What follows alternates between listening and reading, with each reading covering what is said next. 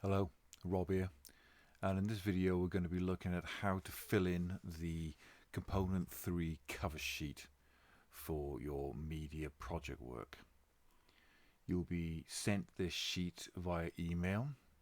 You will need to sign it where possible. You will need to do a digital signature to do that.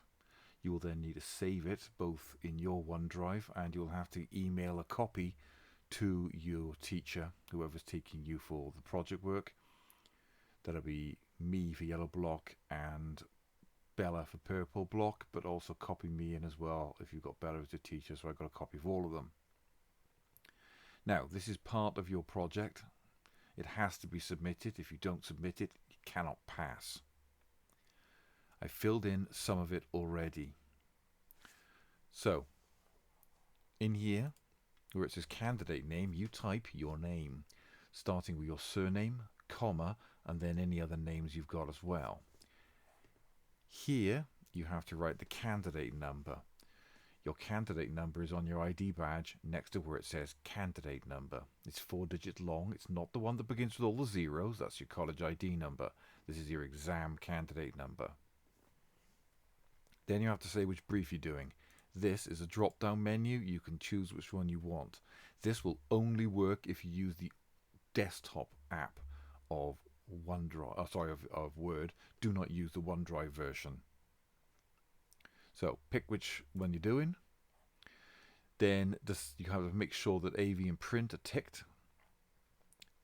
In here, you're going to write the name of your magazine, or the name of your video, or the name of your film, whatever. You might not know that yet. You'll add it later. This will be the chosen genre or subgenre of your product. It could be a film magazine. It could be a horror movie. It could be the opening titles of a sitcom, whatever. You put that in there. These will need to be signed as we go along. So each time we reach a checkpoint, you will sign it. In here, you will put any references to any non-original material you use. That means sound effects and music. This will have to be correctly Harvard referenced. Don't forget to Harvard reference things as you go along. Don't leave it till later. You will forget where you found stuff. I've already filled in the software packages. If you are doing video, you will need to replace Adobe, or you'll have to add Adobe Premiere onto the end of that.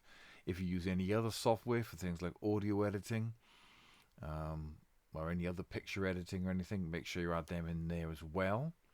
You will have to put a digital version of your signature down there where it says that you declare that this work is yours and nobody else's.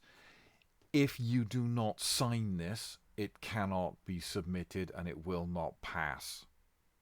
You need to make sure you've got your signatures in it. Make sure that Bella and I have digital copies of your signature. Over here, put your candidate name again. You can just copy and paste it from over there. Same with your candidate number. This is where your statement of aims and intentions are going to go. You'll be doing that in week 9. That's beginning 31st of October. You will write it on a Word document and you will cut and paste it in later. We are not allowed to give you instructions on how to do this, but as you can see, there are bullet points there telling you what kind of things you need to talk about. Make sure it's got plenty of relevant theory in there and plenty of examples. It cannot be longer than 500 words. In fact, it should be exactly 500 words.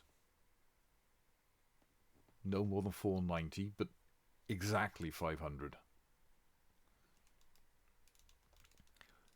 Scrolling down, again, cut and paste your name and candidate number into there. You can ignore this. This is where we mark it. Then over here, cut and paste your candidate name and candidate number back into there. Put your signature in there as well.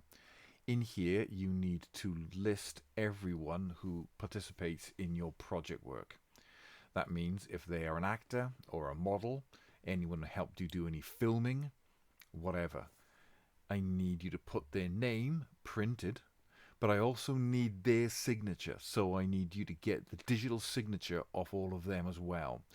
So when you get their permission, because you need the permission. If they are, as you can see, under 13, you need their parents' permission. This is very important. It's part of GDPR. It's the law. Okay, so you need to make sure you get their signatures. This is absolutely vital. Get it as soon as possible. This needs to be handed in with your project. Like I said, it cannot pass if it's not handed in. Okay, we will be updating it as we go along. Okay, but as to reiterate, you need a copy, and your teachers need a copy as well. The copy your teacher has will be going off to the exam board. Simple as that, really. If you've got any questions, you know where to find me, or you can talk to Bella, and make sure you get it done as soon as possible. It's absolutely vital. See you in the next one.